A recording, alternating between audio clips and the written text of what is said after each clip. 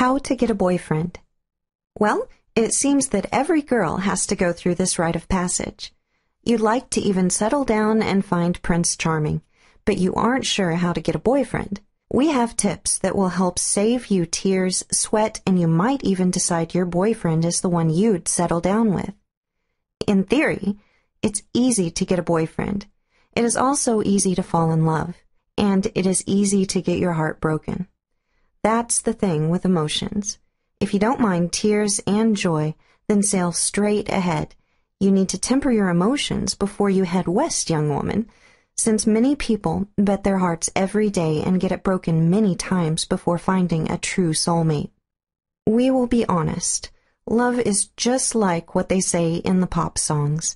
Love is a battleground, and before you leave the plains of dating, you'll have some battle scars which may stick with you for a long time.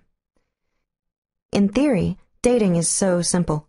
Meet a guy, get him to like you, and ask you out. Have lots of fun and no fights at all.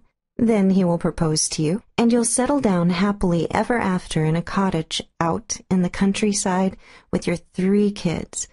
Lovely dream, but I'm sorry for the sarcasm. The dating journey. Well, do you dress yourself up every day? You should have a good outfit, makeup, and a sense of purpose. You're not dressing up every day hoping to find your dream man, but you should take heed. Girls who dress up will get asked more than girls who neglect to put makeup on. Of course, it also depends on what crowd you belong to. What type of guy do you envision? Is it a rule that while you should know what you're looking for, at the same time you should remain flexible to everyone else? Who knows where you will find your soulmate? Do you really want to limit the search for your soulmate? You should also heed expectations of people you care about, such as your parents, but at the same time, does it matter? The truth is, the best way is what will make you happy in your heart. If this boy that you bring home to introduce to the parents will never be approved, maybe you should see why this boy is good or bad.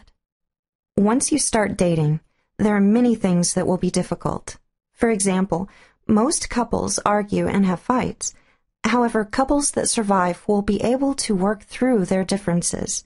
You should pay attention to how fights are resolved, because that is an indication of what may happen in a bigger fight. Dating is also about romance. You need to feel a warm sense of romance with your boyfriend. Is he someone you can trust? Finally, you need to know about breakups. Some breakups are mutual, but some are bad. It is really possible to get hurt while dating, but don't take it personally and just continue on your way. That is the best way to overcome hardships.